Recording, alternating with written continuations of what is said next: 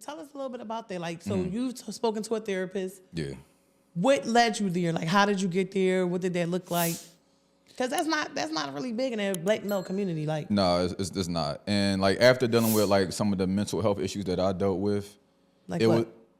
Like what? Just being depressed. We had talks about me like not wanting to be here no more because of certain things I was going through in my 20s. So, like we talked about in the last episode, how my reasoning for staying was my niece. Yeah. And after I found that out, like, all right, I gotta stay here for my niece. Now what? Yeah. What do I gotta do? Because if I don't help myself right now, I'm not gonna be here for my niece. So what do I need to do? So that's when I got heavy into like, self-care, affirmations, speaking well about myself. But then I was reading I read every self-help book in the world. Like that's just, and that's on my own form of therapy. Yeah. But then some days I would still feel like I was sad. I was still struggling with stuff. So I was like, damn, I need to figure out this little extra 10% that I can't figure out because I'm doing all the things, but yet it's something still missing. It's something still missing. So let me just bounce these ideas that I'm having off of somebody that's trained to do this for their job. And even if I feel like what they're saying is bullshit, like I still want to hear what they got to say. Right. Because then it makes me reevaluate certain things. So it just, and like I said, I was like, yo, because it's actually a black dude who's my therapist, and it's super dope. Yeah. And I was like, yo, I'm doing the work. And I'm doing all the things I'm supposed to do to take care of my mental. It's a few things that I'm struggling with. I need your help on.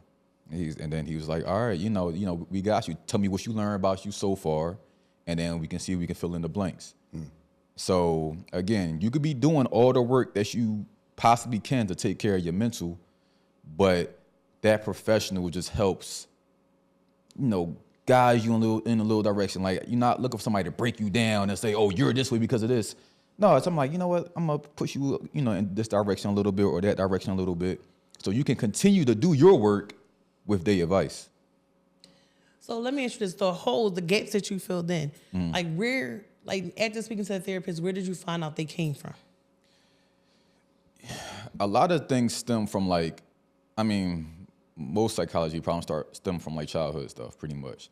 But I know I got got a strained relationship. I got a strained relationship with my family.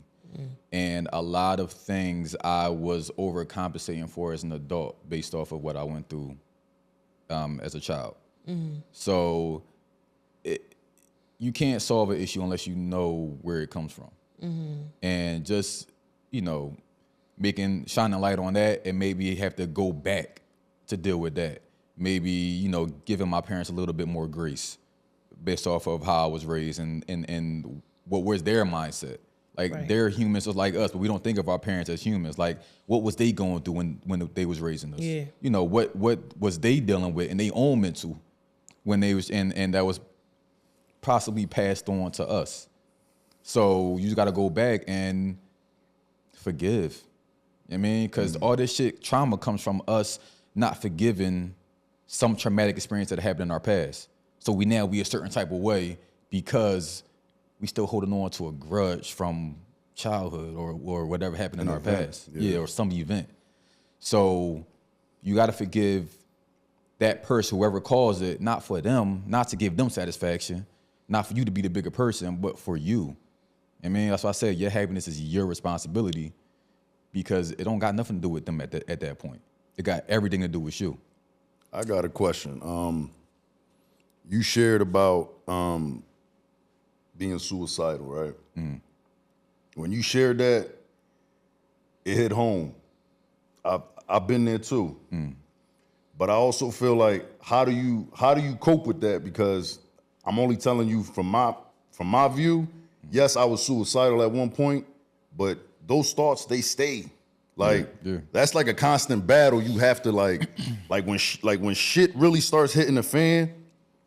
You don't look for the solution. The solution is I'm gonna off myself. How do you cope with that? Wow. Because I know when shit start getting crazy for me, I'll be like, yeah, man, I'm about to punch this ticket. But then I'm like, all right, chill. Like I've been here before. Then I start going through my list, and I was like, first thing, let me just take my ass to the gym. Once I get a good workout in, then I can go back home. light my little Palo Santo, you know what I'm saying, my incense, and then I'm praying, and then I'll slowly start to de-escalate. But that, I feel like that's just gonna be a lifelong battle. Do you agree? It is. It is a lifelong battle. It's something that you constantly have to monitor. It's not something. I remember in the past episode you said like, all right, I did the work. I'm done. I clocked out. You know what I mean? But it's something that you have. It's just like the gym. If you don't go to the gym, you're gonna lose all your gains. Right. Like this is not something that you could just do a few times or become completely healed and like, all right, I'm cool. It's a constant maintenance. I know it's some days where I feel it. Some days where I feel it creeping back up in my mind or having to deal with those type of emotions. But because I'm at a certain space right now, I can see them. I can recognize when they come. So that's why I like therapy and self-help or whatever you do to help yourself. It helps you recognize the symptoms of it. Because before you just dealing in the whirlwind like, damn, man, fuck this place, man. I want to off myself because A, B, and C is happening to me. You're just in a whirlwind. But when you remove yourself from that and you can look back and observe, and it could be like, oh, all right, I'm starting to feel this way. Like, and you know, like you said, you got your process on how you deal with it. But if you don't stay up on that shit, even when you on days where you feel completely fine, like some days I talk to the therapist, I'm having a good day. I don't say I'm having a good day, I don't need to talk to the therapist today.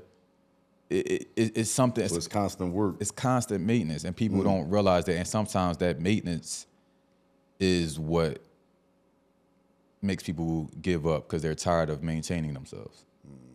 So you got to be strong enough to not only recognize your issues and to seek help for those issues, but you have to recognize that you have to constantly look after yourself. You got to take care of yourself. Like you got a baby, you take care of the baby, make sure your baby's good. You got to constantly take care of yourself.